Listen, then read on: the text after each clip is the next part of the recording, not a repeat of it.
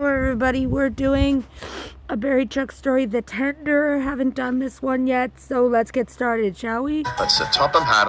And I'm just letting you guys know, I don't feel 100% great because I think I'm catching what my mom had, so let's get started. asked Molly to assist with passenger trains. Neville was also assigned to deliver goods for the local merchants.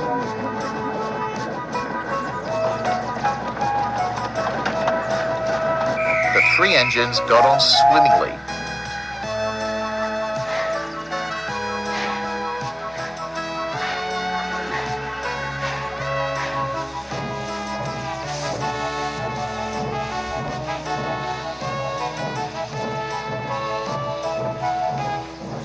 When Molly and Neville first arrived, Stanley was jovial. He always smiled and whistled loudly as he passed.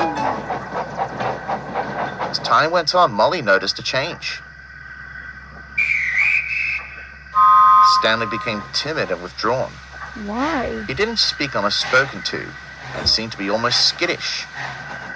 Molly decided it best to keep a watchful eye. Why? One morning, Molly was waiting at the platform as Stanley bustled in. "Good morning," she said cheerfully. Stanley didn't reply. It was as if he hadn't noticed Molly. He seemed to be looking for something. "Stanley," Molly said with a whistle. That did the trick. Stanley jumped. "Oh, goodness, I didn't see that, Molly. Doing well, are you?" "I should be asking you the same thing. Is something the matter?" "Oh, no, nothing at all," Stanley replied hastily. I was just seeing how busy the town is today. Must be off to the water tower. Goodbye." Stanley raced off, leaving a perplexed Molly behind. Yeah, that ain't normal. "I don't understand it," she said to Neville that afternoon. "He's not the same Stanley who first arrived on the island. I think something's up." "Oh, I don't know," Neville answered rather dismissively. "Perhaps he's just adjusting to his new routine. I'm sure running a busy branch line comes with stress." Molly wasn't convinced, but said no more as the two engines went back to work.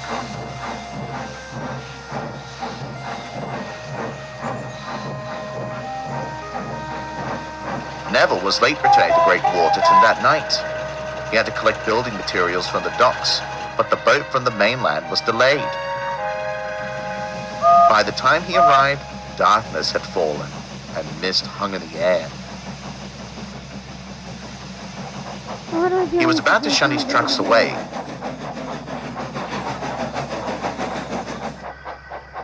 when a sound piqued his attention.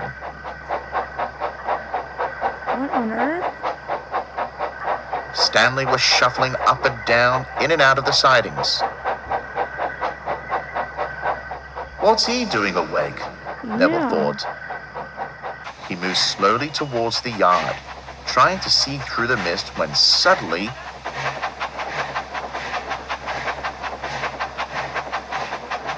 Bump! Stanley appeared from the mist and collided with him. "Ouch!" Neville cried. "Neville?" gasped Stanley. "Oh dear, I'm sorry if I woke you." Neville hesitated. In the distance, he thought he could hear a slow, puffing sound. What in the world?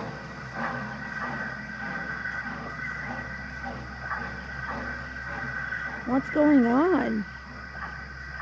"What on earth are you doing?" he said, turning back to Stanley. I thought I'd forgotten to tidy some of the trucks for you," stuttered Stanley. "Silly He's me. lying. Looks like I did. I'm going back to my shed now. Good night." Stanley shot off in the mist. He's lying.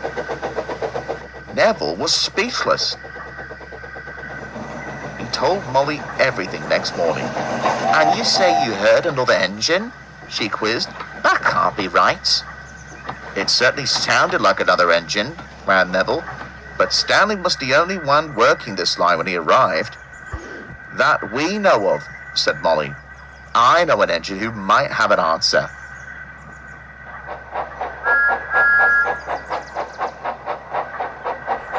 Later that afternoon, Molly was at the junction as Thomas bustled in.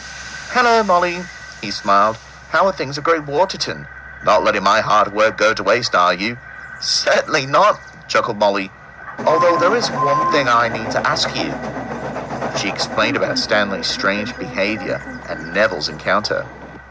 I'm sorry, Molly, replied Thomas. There were no engines left when I found Great Waterton. We did find a rusted old tender at the platform, Wait a minute, but no what? sign of an engine. Where is the tender now? Molly asked. Who knows, said Thomas. At the scrapyard, I reckon. No use for it now, sadly. Maybe that's what Stanley's looking for, cried Molly. I must talk to him. Thank you, Thomas. Molly raced away with her Why are you looking passengers. for a rusted old tender? She tried to find Stanley all day, but to no avail.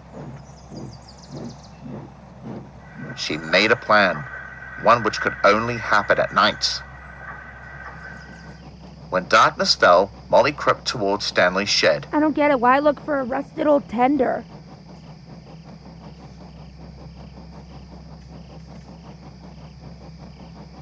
The mist hung low again, and everything looked spooky. She wished Neville was coming with her, but he'd been called away to collect a special load. She bravely crept closer and closer, then stopped dead in her tracks. There was Stanley in his shed, and a very old, rusted engine sat beside What him. the heck? It had an ominous look on its face.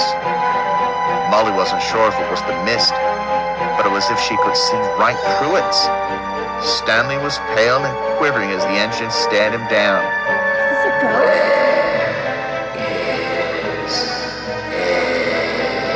Groaned the engine. I don't know, cried Stanley. I've been searching everywhere.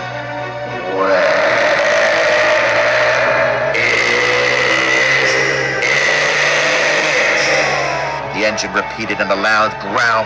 I don't know, Stanley wailed, almost in tears. But I promise I'll... Stanley! Molly rushed forwards. Stanley looked even more afraid now. What is going on, and who is this? She demanded, eyeing the old engine. Before Stanley could say anything, the old engine began to crawl forwards. Its rust... Okay, I don't know, like, maybe Christian, I'm not using that, but I wonder if this spirit is somehow attached to Stanley, and now thinking about it with the tender, I'm wondering if he's attaching himself to Stanley to find his missing tender. That's what I'm thinking. I don't know. That tender could be his. I don't know. I could be wrong, but let's find The out. wheels groaning. But he's attached to Stanley for something. Molly winced as the engine drew near. Where? Demanded the engine louder than ever. I don't know what you're looking for, Molly snapped, trying to sound brave. But you're not welcome here. Leave Stanley alone and...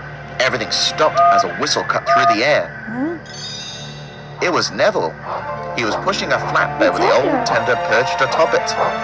Neville jumped and braked hard when he saw the old engine. To Molly's surprise, the grimace of the engine's face curled into a smile, and its eyes began to twinkle. You found it, it drawled happily.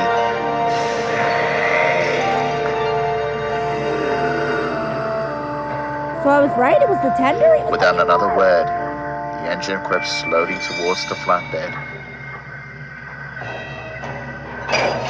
Disappeared into the mist. Dory will reconnect it after.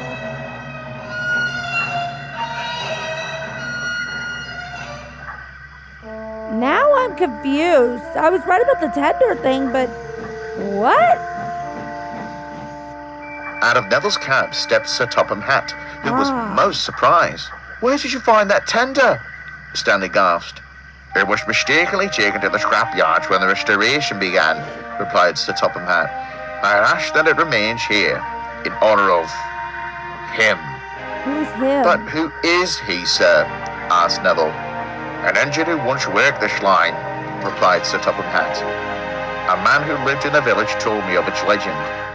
When the line was forced to close, the engine was left behind in hopes that the villagers could find him a new home.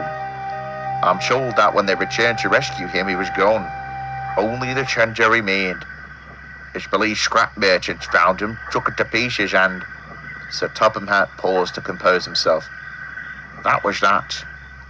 Many of the surrounding villages claim they heard whistles and steam after the line closed, but there was never an engine to be found. It seems that engine has been visiting you, Stanley. Everyone turned back to Stanley, who now looked miserable. I was afraid of him, he sighed. I thought he was going to hurt me, when all he wanted was his tender, to be a complete engine again. But you tried to help him, Stanley, Molly smiled. You showed him kindness, and that speaks volume about the engine you are. Hear, hear, cheered Neville. For the first time in days, Stanley smiled. I'm glad Stanley's okay. Sir Topham Hatt commissioned a monument at the centre of Great Waterton Square. The old tender sat on a plinth with a plaque to What commemorate. does the plaque say? Let's see if I could read that. The seat honor of the engine member. Hang on, can I zoom in on that? Okay, I can. This statue is made in honor of the engine who numbered 1920.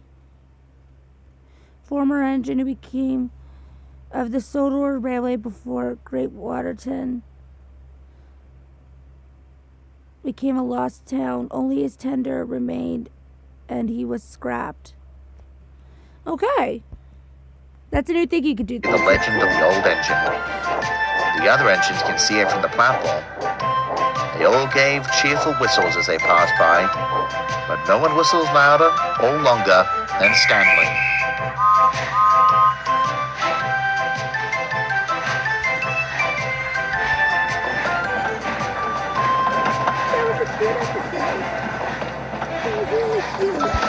Anyways, have a great Thanksgiving, everybody, and I'll see you all in the next episode. This is K-Bear 101 signing out. Adios, everybody.